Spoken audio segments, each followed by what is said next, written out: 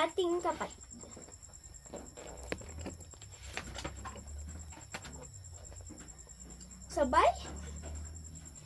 Sabay kaming umuwi ni Kuya galing eskwela. Laging may masarap na meriendang naghihintay sa amin.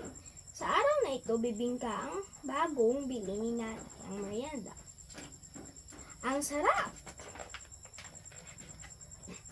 Pagkahalik sa amin dalawa, pinaupo kami ni Nanay sa kusina. Ikaw na ang bahalang maghati ng pagkain, sabi niya kay Kuya. At tandaan mo, hating kapatid.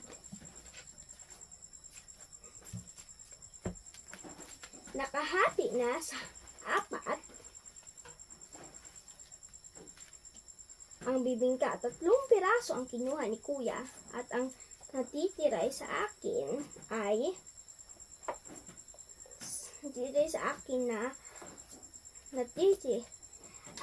natitira sa akin na.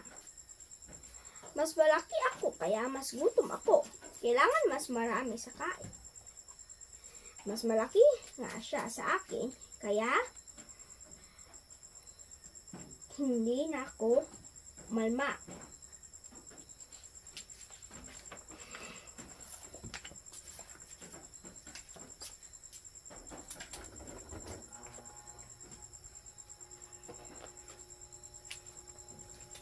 Minsan, nagprito si Nanay ng saging, tinulungan ko siyang hatiin sa gitna. Ang 4 na saging nasa bago lutuin, may 8 piraso. Pagkalabas ni Nanay sa kusina, kumuha agad si Kuya ng 6. O hating kapatid, ang sabi pa niya sa akin. Ganon din noong nag-uwi si Tatay ng paborito naming buko pie. Noong gumawa si Nanay ng cake at noong ang merienda namin ay sandusenang maliliit na puto. Kung magbibigay sa amin ng isang bundok ng candy, siguro 2 o 3 lang na makuha ko.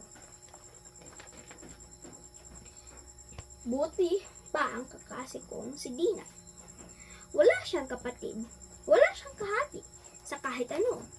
Kung gugustuhin niya, pwede siyang kumain ng buong bibingka o buko pie o cake. Pero noong isang araw, walang pagkain si Dina. Nakalimutan niya ang baon niya. Gusto mo ng kalahati ng sandwich ko? Tanong ko. Maigat kong hinati ang sandwich ko at ibinigay ko sa kanya ang kalahati.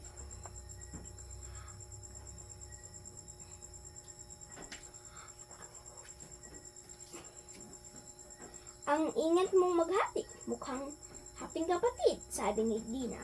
Hindi hape, pareho lang ang laki, sagot ko. Hindi yata alam ni Dina ang ibig sabihin ng hating kapatid. Wala nga pala siyang kapatid.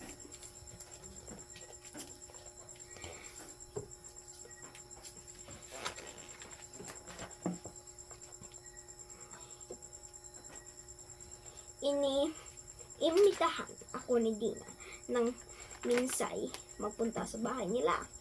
Wala akong kalaro sa amin, sabi niya. Masaya kaming naglaro ng piko sa kanila.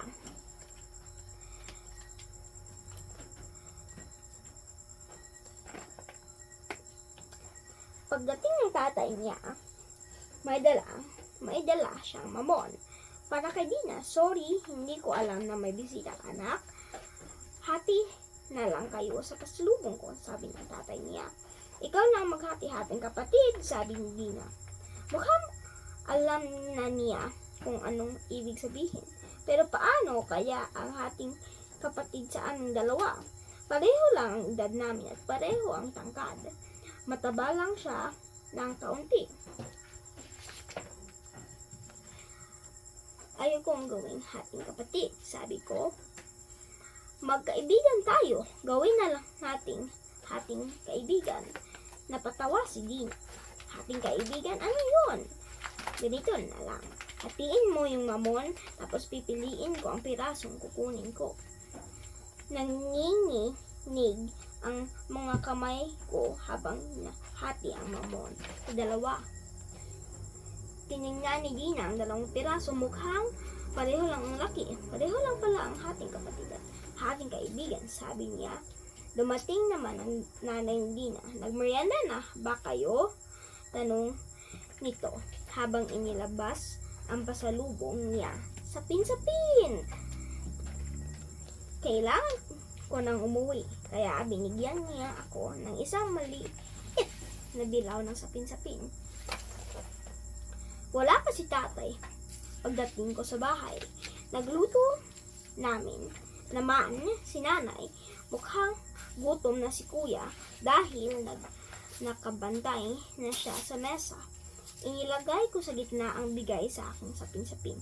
Hati tayo, sabi ko. Kumuha ko ng kutsilyo at hinati ko sa dalawa, tapos hinati ko ulit sa gitna. Ito kuya, binigyan ko siya ng isang piraso. Sabi ng kaibigan kong si Dina, ganito ang hating kapatid. Bumilog ang mata ni kuya at pagkatapos ay parang namula ang kanyang mukha. Tama ang sabi ng kaibigan mo. Ganyan nga ang hating kapatid. Himik niya, lumiliit ang boses niya. Pakiramdam ko ako ang mas malaki at nakatatanda. Pero ngayon, siguro dapat hating pamilya tayo, sabi ko. Itinabi ko ang isang piraso para kay nanay ito at ang isang piraso naman ay para kay tatay, dagdag ni kuya. Tuwang-tuwa ako dahil natikman namin lahat ang uwi kong sapin-sapin. Napasaya ko ang aking pamilya. Maaari mo bang ikwento ang naintindihan mo sa hating kapatid?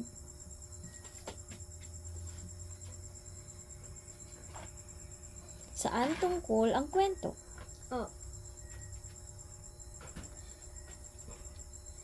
Dumating. What is the story all about? Ang kwento ay about isang kuya at mango. At pag may pagkain, ang kuya ay kumuha ng more menu. At ang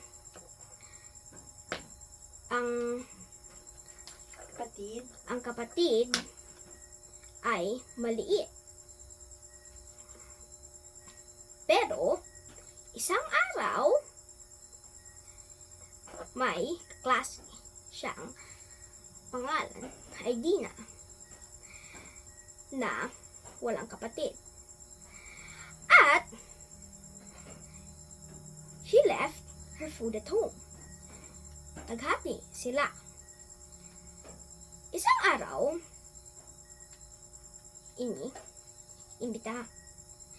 Dina invited the younger sibling to her house, but she had no one to play with. Sabi, dumating ang papa niya at may pasalubong na pasalubong na mamon. Sabi niya, sorry anak, I did not know na may guest ka. At si Dina, sabi niya, hating kapatid tayo. Pero hindi niya alam paano. Siya at si Dina ay pareho ang tangkad at ang edad.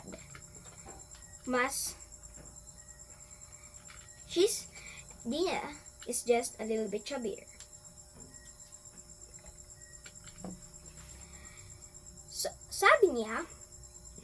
sabi sa kaibigan ni Dina na hindi na lang kaibigan man tayo, hindi na lang hating kapatid, hating kaibigan, sabi niya. Ano yun? Sabi ni Dina.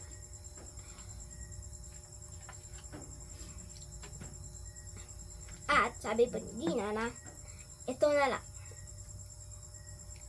Hatiin mo ang mamon at pipiliin ko ang piece that I want. After that, Dina said, that was hating kapatid. At Dina's mama came. May pasalubong din siya na sapin-sapin. Pero, kailangan naman niya umuwi. So, Dina's mother gave her some sapin-sapin. At tinuro niya ang kuya niya ano ang dapat na hating kapatid. Pero, ang ginawa niya ay hating pamilya. And this is what she did. She cut the sapin-sapin in half, then in half again. And then that's